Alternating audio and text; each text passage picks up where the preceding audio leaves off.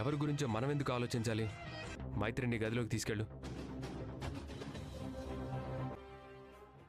అమ్మా నందిని, గుత్తొంకాయ కూర నేర్పిస్తానంటావా? మందు కొడుతున్నాం. ఆటోమేటిక్ బాడీ గాలి లేస్తుంది. అంతే అంటావా? లేదురా. అబ్బా, వెళ్ళు. దేవుడికి మాటిస్తే తప్పుతానేమో గాని ప్రేమనే ముడుపు కట్టుకున్నా. అర్థం చేసుకో. ఎందుకురా అరుస్తున్నారు? బా బా, మీ జోడి సూపర్ అన్న. అదే అంటున్నారా? కానీ నాకు దిగులుగా ఉందన్నా. ఎందుకురా? మందంతా కరెక్ట్ గానే ఉంది. ఏంటి కాబట్టి మన నడుము దూరం వస్తేమోనని. వస్తది. అది బాబీ, ఒక ప్రశ్న అడుగుతాను. నువ్వు దాచుకోకుండా తెగ పబ్లిసిటీ ఇస్తూ ఉంటారు కదా, గా ప్రేమ నిజం వదినా?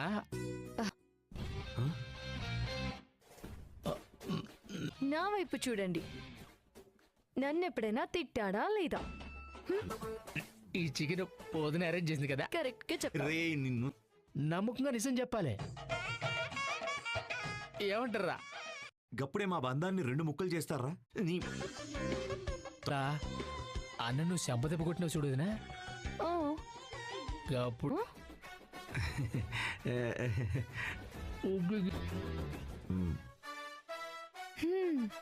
ఇంకేమన్నాడు?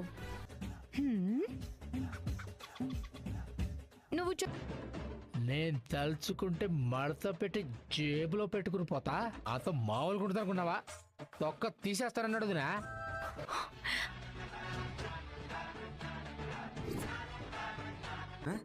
అవన్నీ ఉత్తుత్తు మాటలే, సీరియస్ గా తీసుకోకు. నా కోపంలో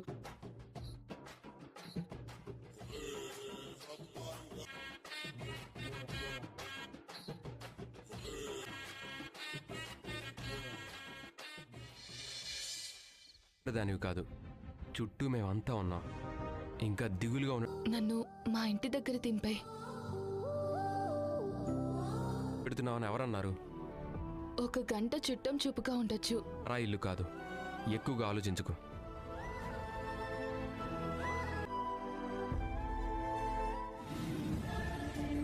నేనెవర్ని? ఏంటా ప్రశ్న?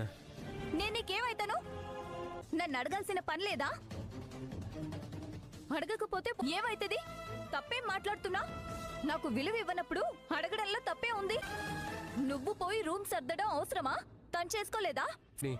ఏదేదో మాట్లాడుతున్నావు. మైత్రి అంటే ఎందుకంత కోపం నీకు? నేను కూడా నీ వల్ల బాధలోనే ఉన్నా. సంతోషంతో నేను దొర్లిప. నా కోపం మాత్రమే నీ కళ్ళకు కనిపిస్తుంది, అంతే కదా?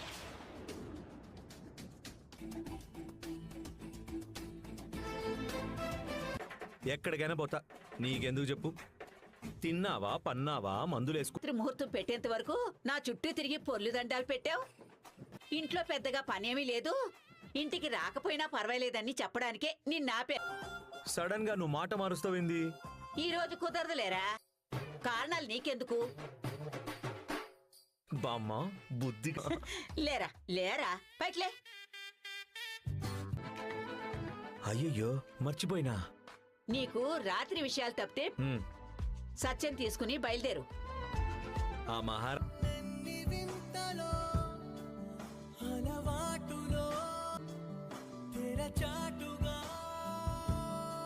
సంపంగి,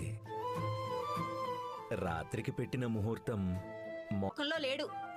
డ్రైవింగ్ ఎలా చేస్తాడో ఏంటో, వీడిని నువ్వే చూసుకో. పిచ్చి పిచ్చి వేషాలు వేయొద్దు. ప్లీజ్.